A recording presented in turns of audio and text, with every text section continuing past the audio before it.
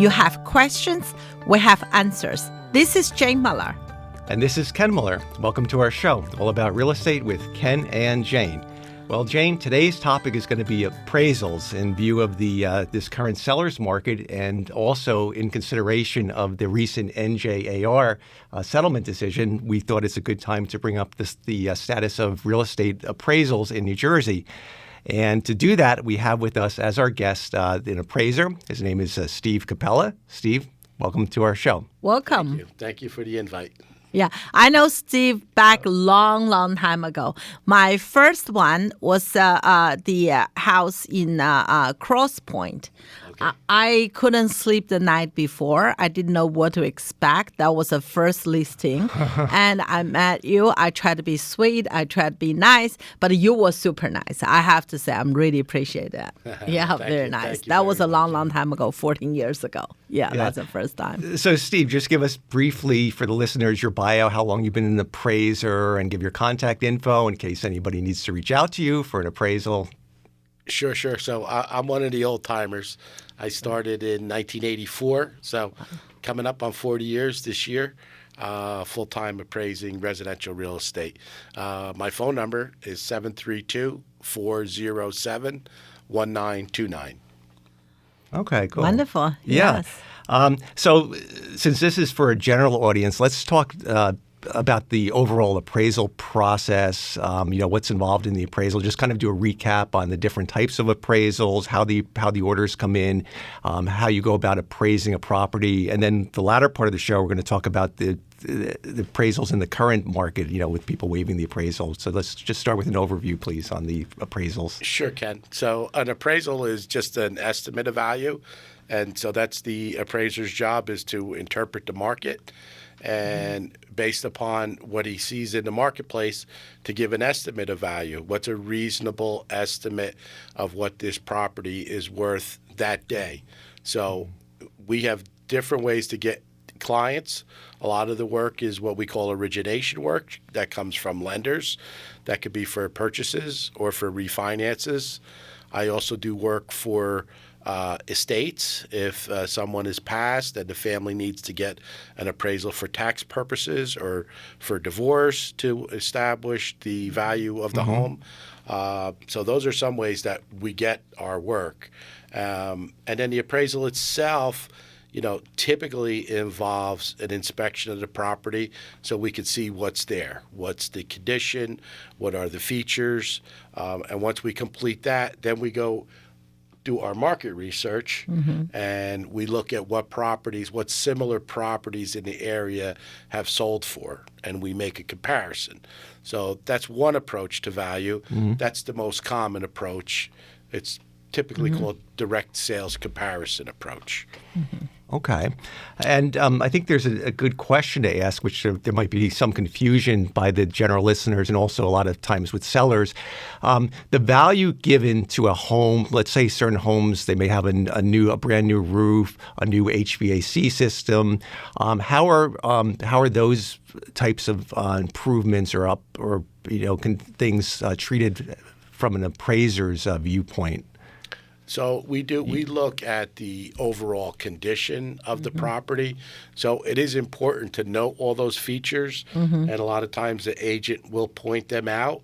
Some things are obvious, some are not. I mean, you could tell if a roof is in bad shape, but if it's in good shape, you may not know how old it is or how old the furnace is. So it's important that we note those things because when we compare them to the other properties, we want to differentiate how those features impact the value. So it's not every item specifically. It's more the overall condition that we take into account. That makes sense because a home is expected to have a roof that's functional that keeps the water from getting inside. So there's certain things, and I guess so you don't necessarily equate a lot of value to whether the roof is like a 1-year-old versus 5 years old or 10 years old because it's supposed to be a functional roof. So it should have a 25-year, or longer lifespan. Right. Yeah. And also depends on, we talk about the functionality. If you have a special roof, special shingle you like, you may pay the luxury, just like a car, right? You can have a car cost $20,000. You could could buy a car $120,000, right? So does the roof and the kitchen and everything.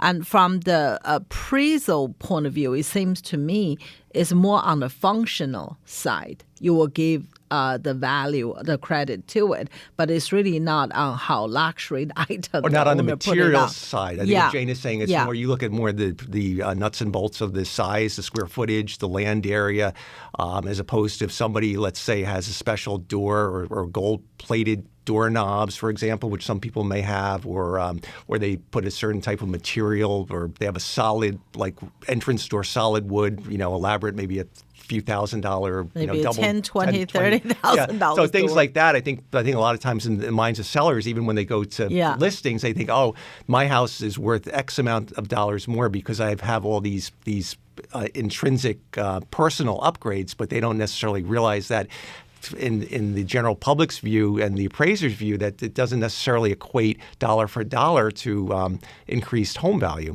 Right, that's true, Ken. So I have an expression that cost does not necessarily equal value. Yes. So again, we're interpreting what the general market, how they react to those features.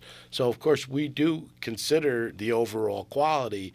That's not to say that homeowners that use quality materials won't get more a higher price in the marketplace, and they'll also get a higher appraisal value because the appraiser can discern.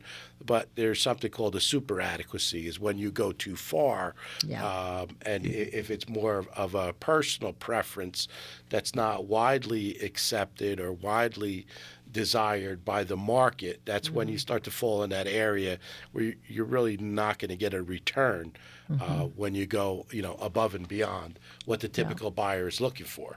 And that's true. particularly true in this market where there's such limited supply that the buyers are willing to accept, some things that are just not quite up to standard just because, the demand is so high to get a house. Lack of inventory. Because of the lack of the inventory. We're going to cover that too.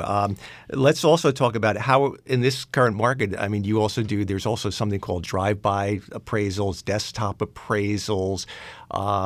What decisions go into the lender's mind when they decide what type of appraisal to order for the appraiser to do? So the lenders do have a lot of different products, and we do complete them all. We prefer what we call the full appraisal, the complete inspection that's inspected by us. So they have different types of reports that maybe someone else does the inspection, and then we put the report together, but that's not our eyes on the property. So we think the full appraisal is the best. We see the property. Photos sometimes don't tell the full story. Yes, absolutely. When you're there, I might note something that someone else might not. So, and also, the surroundings, what's near the property. Sure. But for time saving and cost saving, sometimes the lender will think that that product is adequate for their needs at that time. Of course, that's their decision. They're the lender, so we can supply those products as well. So a drive-by where we don't go in the house at all. Of course, there's some disclaimers that say we weren't there, so inside we don't know.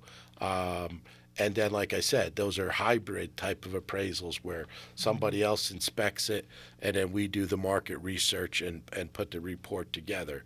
And then, the best we feel is the full appraisal. We go out, we see the property, we do the research, and we put the report together. The recent years, right? Not often, only a few times in the whole last few years, right? They sent someone to come. They do 3D like a walkthrough kind of thing, right? And then they took that video. They do a really scan of the whole house, and then they come back with a report. So first of all, I don't know what's that purpose, maybe for the record purpose. But if you think about time saving, for that technician came, I'm not kidding you, an hour and a half For normally we meet appraiser like 20 minutes, half an hour for average size of a home. There's plenty, right? But for them, it's like an hour and a half scan every room. And sometimes they have to come back if the machine didn't work out. So, and then if you hire a technician, you have to have a licensed appraiser to review it. I truly don't know where the saving come from, but we had like 4 or 5 times in different times they do that because, we always meet appraiser provide access so we know how long they are there.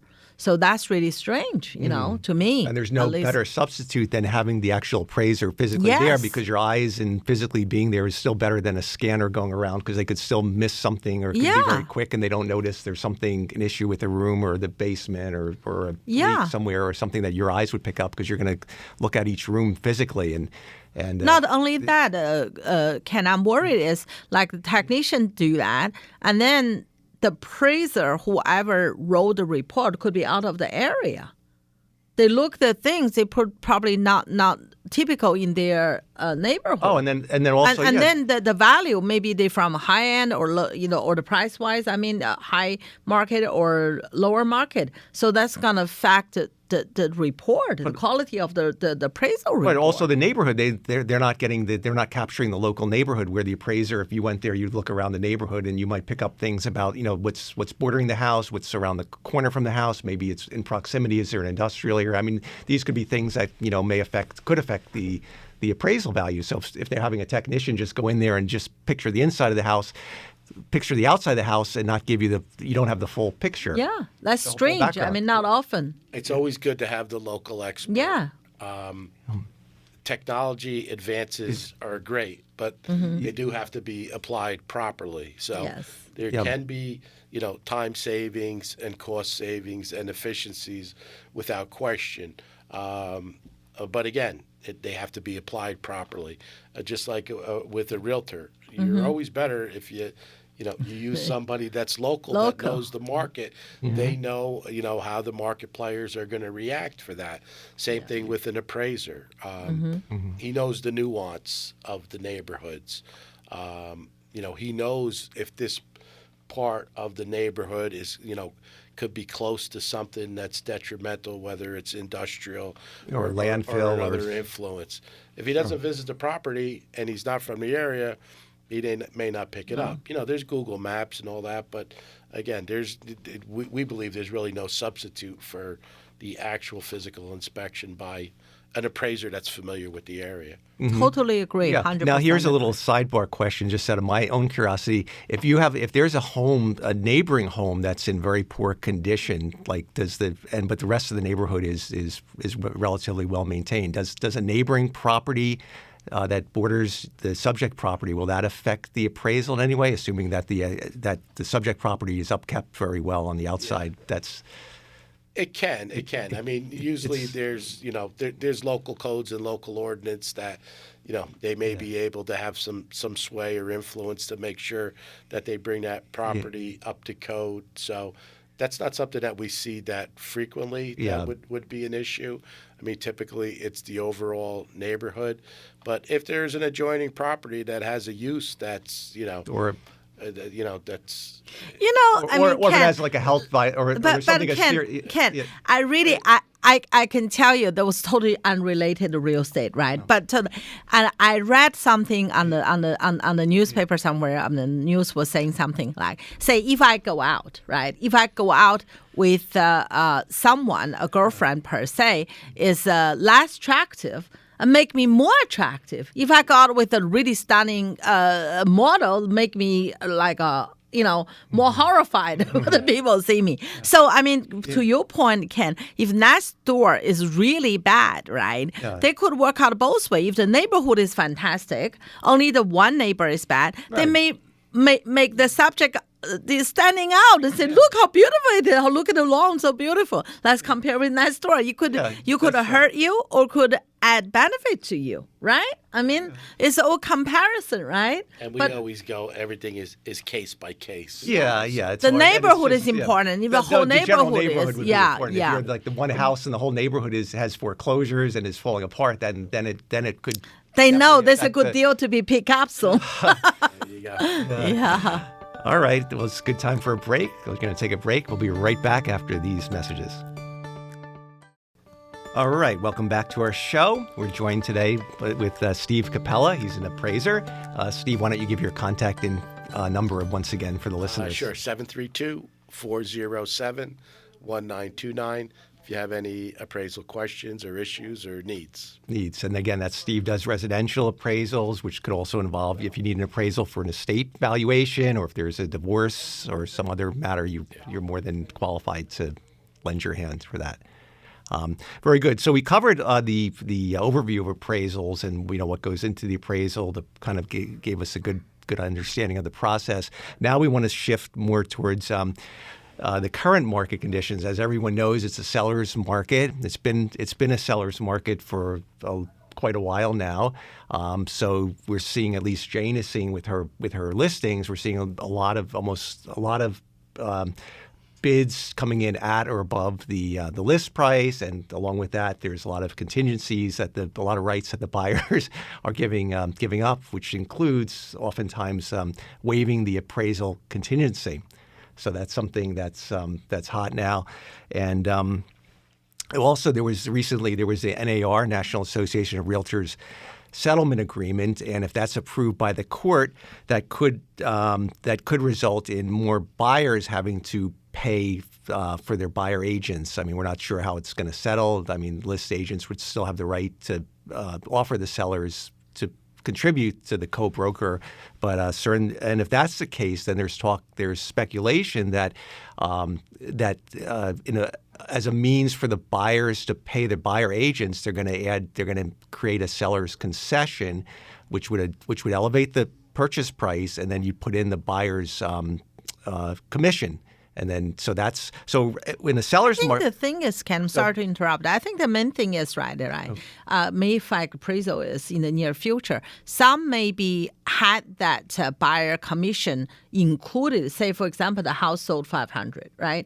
And some maybe the seller paid the commission. Some is not. So from the appraiser point of view, how did you, how is it going to work for the appraiser point of view?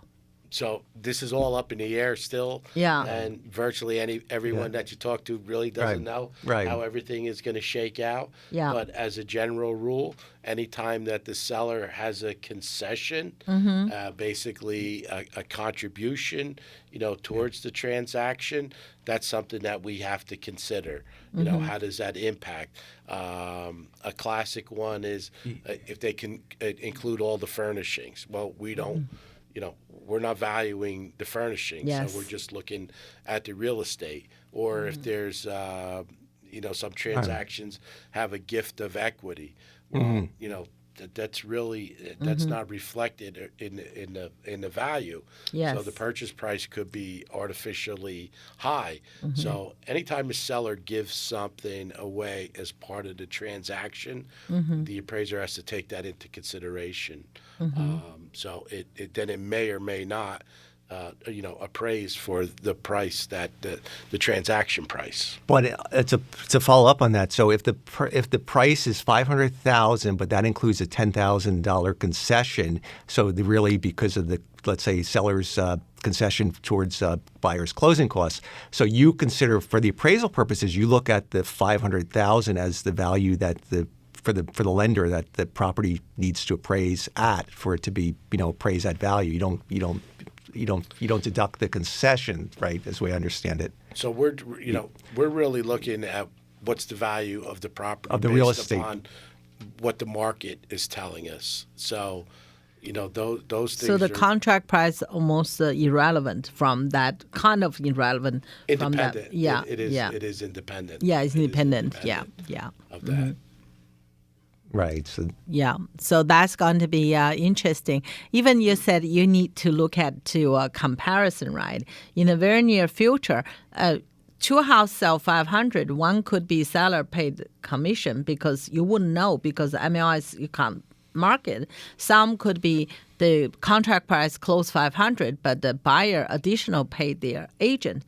X amount of money. So that's going to be very interesting. But that's not true, Jane. He can know because the appraiser is usually accompanied by the agent. So I would think that would be a question that the No. appraisers- I'm talking about a comparison, Ken. Say, Right. for example, if he had a house, 5 houses close in the neighborhood, he has to call the You would 5 have to call the listing list agents agents to find right. out. But for the subject property, you would know if, Yeah, if the house is listed for $500,000, you could ask the list agent or the buyer agent, how is your commission being paid? So that would give you some indication. But for the comps you're using, it would be more laborious. More work for because you. You have to go through. It is more work, but it is our responsibility to know, what that transaction was about. Yeah. In the MLS currently, agents should report concession. Yes. That's right. And so we do look at that, and we do.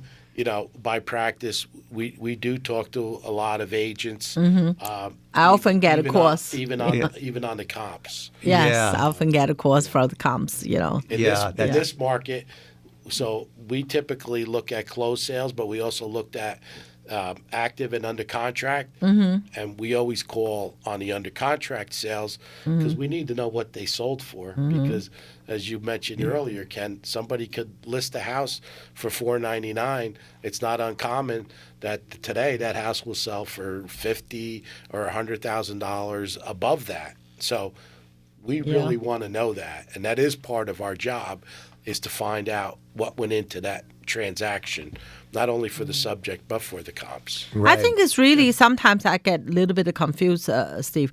And some appraiser doesn't care anything under contract, because I just had a few years ago, when the market started going up, and we didn't get appraisal value because nothing close for that. But there's 3 houses nearby, they are under contract, they got 30,000, 40,000 more. But appraiser said no. Because that's not close, we don't count. So at the end, we have to dispute after a few of them closed, and then dispute the appraisal. At the end, I think the buyer was, I don't know, they changed lender because not happy with the loan officer, or because this could be one of the reasons. At the end, they have to get another lender, another appraiser came, and voila, they appraised because 2 of them closed. Oh, because they closed the interim. Yeah. So the question, I guess, Steve, is it discretionary up to the appraiser? You can, obviously, because you can consider under contract. So it's not like a rule that you can or can't. We do consider them. Yeah. But obviously the closed sales Or carry more weight. Right. Yeah. So settled transaction. Yeah. There's different schools of thought. Yeah. Some people say you can give no weight to the under because the contract deal could fall apart. because you don't know Mm-hmm. when it'll close or if it'll close or right. at what price. Yeah. Sure. But as Jane said, if you have 3 of those under contract sales that are showing that market is now at that level, you should be giving that some weight. It's a challenge when you have no closed sales that are that high. But my opinion is you have to give them some weight. Yeah. Your exact reconciliation, again, it's a case by case. Yes. Yeah. But it is something that I think should be considered. Yes, I agree with you. Yeah, it's not. There's not one magic formula to do an appraisal. A lot of it is your professional discretion and how much weight you give to different criteria, right? It's not like you can just say every appraiser uses this magic formula where they plug in the square footage and it's all. But it depends on the comps you select. That could vary. Comparable selection is very important. Important, right? Very important. If you start with the wrong comps. You're going to throw your whole monkey. Exactly. Yeah. But how about if you have a property very unique? There's nothing in this neighborhood has, but you may have to go to neighboring town to get it. How would you handle that? Well, that's what we call a complex assignment. Yeah. And so obviously it's going to take more work and more time. Yeah. And sometimes there just are no good comps. Yes. You get an assignment and say, there's no good comps for this. Yeah, let's say like one town, like in particular, let's say a town has typically the biggest homes are like 5,000 to 6,000 square feet, but there's this one home that's isolated on a couple acres of land, and it turns out to be like 9,000 square feet. So there's really not a good comp within that town. Yeah. So then and that would be a case where it'd be difficult. I guess you could try to come up with a unit price per square foot based on by the lesser luxury sized homes, and then try to do something with that. But there's not really a good apple to match the current apple. Then you have to. In those it's very cases, complicated. Sometimes I call it a mix and match. I want Yeah. something from inside the town, Yeah. in the neighborhood, because that's really showing me what's happening in the neighborhood. And there may be some large adjustments, which the underwriters don't always like to see the large adjustments. But then it's my job to find maybe another house that's very similar, that's in a different town, but a similar town with similar influence. Yeah. So that's where I call it the mix and match. So you have to, search and hunt for what you think is most reflective, again, of what a typical buyer, how they would react to this house. Interesting, yeah. I think one more section of your job is, which is not happening in the recent years, is the tax reduction, right? Property tax, right? So now, because the market went up so much, but giving is a natural cycle. When the nice cycle start, whenever it started, so whenever it will start, you'll probably get more people calling you for that. For tax and then, appeals. now they calling for the reason you just mentioned above, and refinance too. But later on, you're gonna. So we are out of time. But speaking about calling you, Steve, please give your phone number once again for our listeners. Sure. It's NJS Appraisals, Steve Capella, 732-407-1929. Okay, great. Thank you so much. It was very informative having you on. Well, thank you. Thank you. For the opportunity. Right? Thank you. Thanks. See everyone next week.